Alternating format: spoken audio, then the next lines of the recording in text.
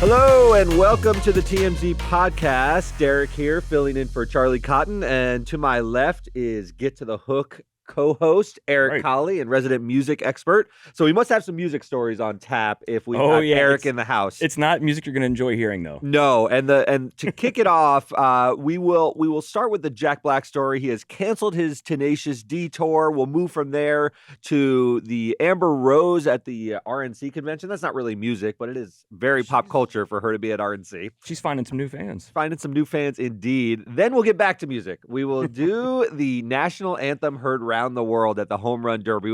We haven't had a stinker like this in a while, and we'll really break it down. It's bad. It's so bad. It's pretty irredeemably bad. Yeah. And then we'll wrap things up with Bhad Bhabie and what she has made on OnlyFans. The number will shock you. It's insane. It's insane. But first, let's start off with Jack Black. So Jack Black, very famous actor, also has a band. Tenacious D has had that band for now decades. Legitimately successful band. This isn't just, I mean, they do jokey songs, but they are not a joke band. Legitimately very successful. And his voice is incredible. I've been a Tenacious D fan for a number of years because he's got this sort of over-the-top rock and roll, sort of metal-y kind of voice, but it's actually quite good and fun to listen to. A duo with his partner Kyle Gass.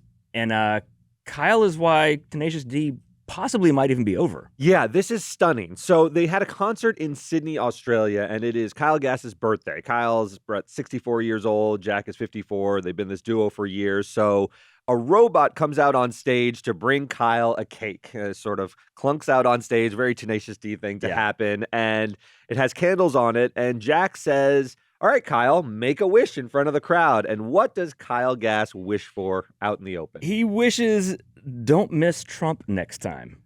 Wow. Okay, so he is obviously referring to the assassination attempt on Donald Trump that happened over the weekend, and he says, don't miss. Now, in the moment, Jack Black, adrenaline is high. They're in the middle of a rock and roll show. He doesn't sort of clutch his pearls in the moment. He says, how about my guy, Kyle Gass? They sort of play, they send the guy with the robot with the cake to the back to go cut it up, and they continue the show.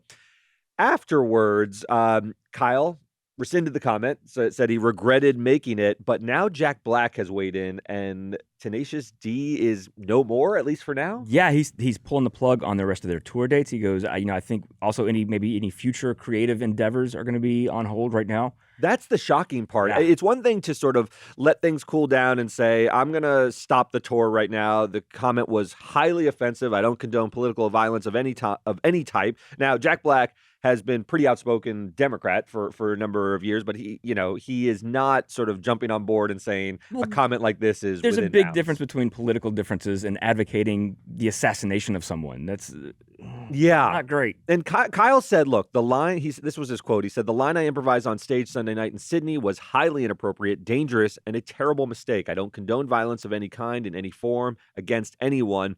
But it was this sort of revelatory moment that was what he was thinking. And probably thought it'd be funny. He thought it would be funny. I mean, the band, you can't sort of distinguish their humorous parts from their music. They are trying to make you laugh and trying to put on a show. So it is a comment that is not entirely surprising from Kyle Gass, but what a whiff. And probably people going to a Tenacious D show for the most part probably are not Trump fans. That's right. Guess. Like you said, because Jack Black's politics are very well known, but that's a line. That's too far. Now, when he says, I'm going to suspend all creative endeavors with Kyle Gass, this is a partnership that dates back to what, the early 90s? It's been a long time. It's been decades. A very long time. Decades they've been together. They've been quite prolific. There's been a Tenacious D movie. There's multiple albums. Like Eric said, they're a real band. It's not really a novelty act so much anymore. But they're jokey, but it's like Weird Al is jokey, but is legitimately a musician, and like his band is very talented. They've done this thing before for years. I think they play into the idea of like the warring band, we're breaking up and all this. They've played that up a bunch of times in the past. This does not feel like that. It really doesn't, and it would be a very strange end to a long partnership. I don't think anyone saw this coming. I do take Kyle at his word that his apology is sincere. In the moment, you say things, you blurt things out that you, upon reflection, regret. And I think that's okay, and as far as it goes, he can take back the line.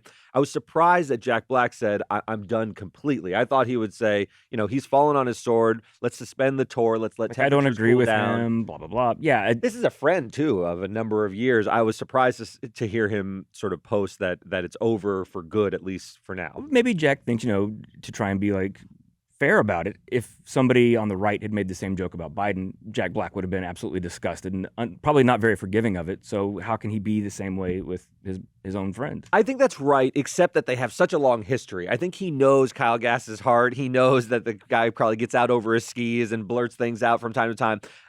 I was just expecting a little bit more grace from his longtime partner, because obviously the world of social media piled on Kyle. They said absolutely disgusting, outrageous, as well should. The comment was out of bounds, and he should be getting dragged online for making a comment that is frankly dangerous in some respects to promote any sort of violence of this sort.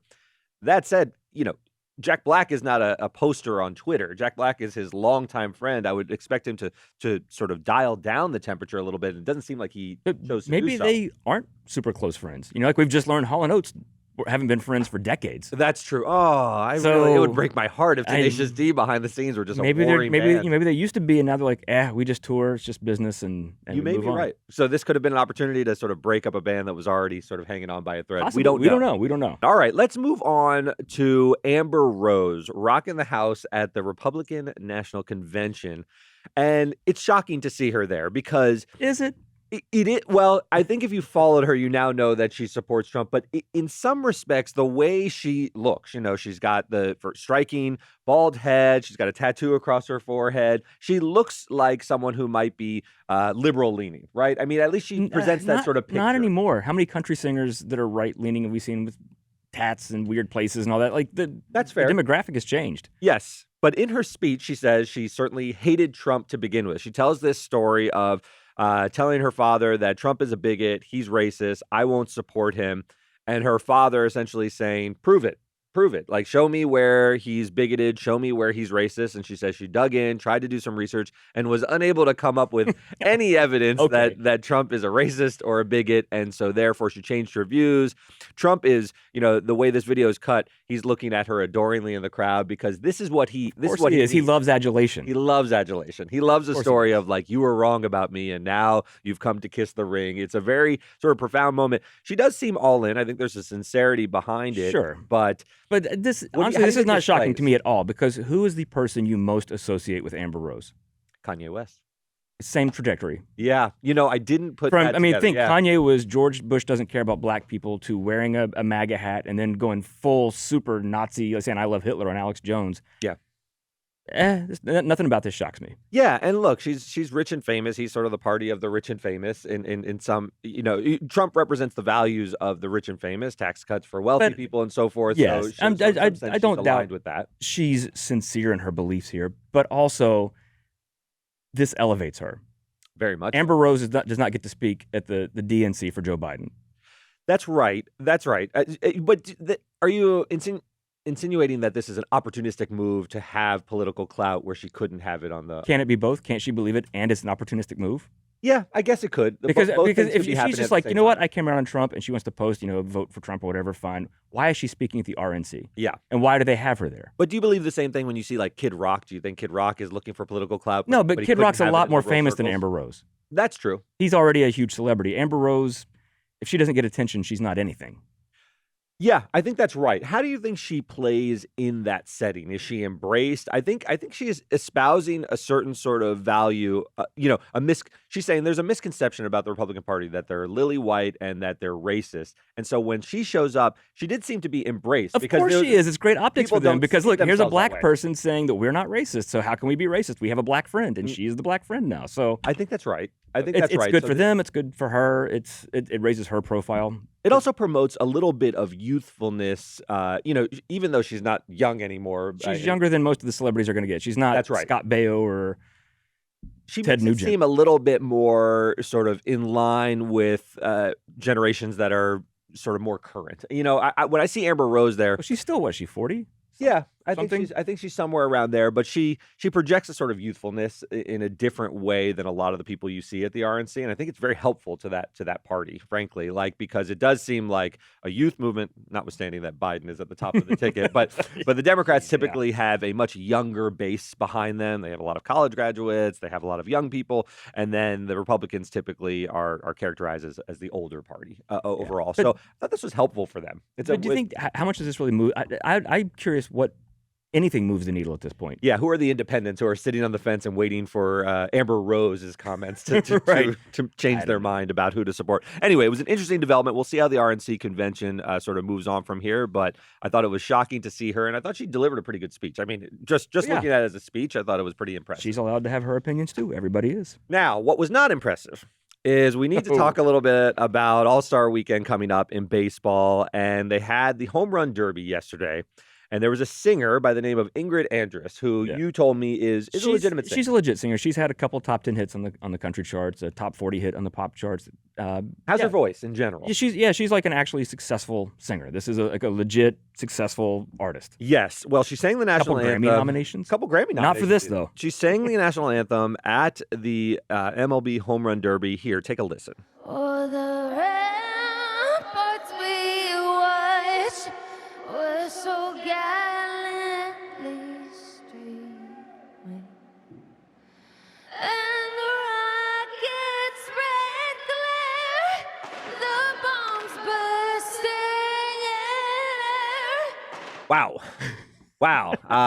A bit of a clunker. It's hard to defend it. As I was listening to it, I was like, this is off. And when it wrapped with the last two sort of verses of the national anthem or stanzas, wow. It just ends on such a sour note. It's all the things I don't like about a lot of modern singing. First, she starts off trying to do that weird, jazzy, sexy baby thing. Yes. That like weird... Reminiscent of the Fergie national anthem at the All-Star game where she was trying sort something. Of, but it's like old school Britney, but like trying to be this jazzy thing. And then she tries to start belting, and I don't know. I honestly don't even know what notes those are. It's like shooting up and then dropping down, and like she's just trying to bend the notes. But I agree. What I was struck by was it was all over the place. When I listened to the Fergie national anthem, she was trying something that didn't work, but it had a certain consistency throughout. She was bending notes. She was going for that sort of jazz vocal.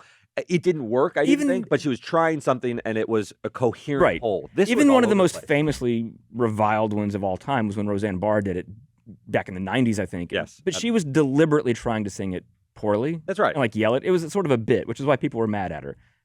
But Roseanne Barr is obviously not a singer, and it was a thing. This is a Grammy-nominated successful singer. It just seemed like when she was trying to hit some of the bigger notes, like she realized maybe I'm a little out of my depth here. Yes. I was sort of blown away by it. Now, they were panning to all the athletes. Usually there's a famous shot of Draymond Green during the Fergie anthem where he just breaks up laughing. Right. And because they were witnessing something that they knew would go viral immediately. This had sort of similar vibes. You see some of the players, they're playing a little bit more stone-faced, but you can tell they're breaking, though. They were breaking a little bit. It was the bad. Audience was like kind of jeering her a bit while it was happening. I wonder if you're a singer, how aware you are in the moment. What I can't ever get a grip on is, can't you feel the vibes of missing the notes or sort of look around and sort of pull yourself out of the tailspin? Because it's a long song, and you should be able to sort of course correct if you're a professional singer. And it just got worse and worse. I guess honestly, I feel a little bad for her. I do too. Because she clearly did not mean to do a bad job. No, it wasn't. Like you said, Roseanne Barr went out there. She had a persona that was, and she basically brought her comedy bit into a baseball. And Fergie was trying to do a version of it, like one of the good versions. Famously, Marvin Gaye did a great version back in the '80s, like a soulful, kind of sexy national anthem. It seemed like Fergie was trying to do a reinterpretation that just didn't work, but she committed to it. Yes, this just felt like Ingrid just. Let me ask you a question. Thought she was going this way, and then she's like, oh, maybe I'll try this. Oh, that's not working. Ingrid Andress, so there's two ways the national anthem can go. One is very, very difficult to have a memorably great national anthem. There's only a very small handful. You've got the Whitney Houston at the Super Bowl, and you've got Marvin Gaye. Chris Stapleton had a really good one a few years ago. Maybe Chris Stapleton. That's hard to do, to have a memorable national anthem.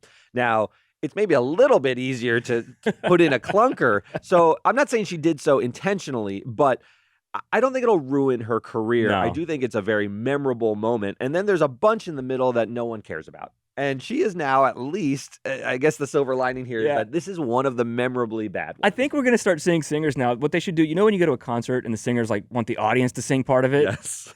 Oh, you say.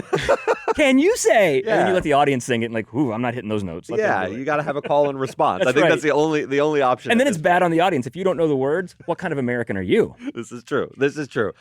All right. Now, from bad national anthems, let's move into someone who Bad is... babies. Bad babies, indeed. Thank you for that There segue. you go. Good transition. I thought that's where you were going. So, Bhad Bhabie. She is the Catch Me Outside girl, Danielle Bregoli. She is a massive, massive star now. And as part of the evidence of her rise from that infamous Dr. Phil clip, she has been on OnlyFans since 2021. And she posted over the weekend her all-time earnings statement.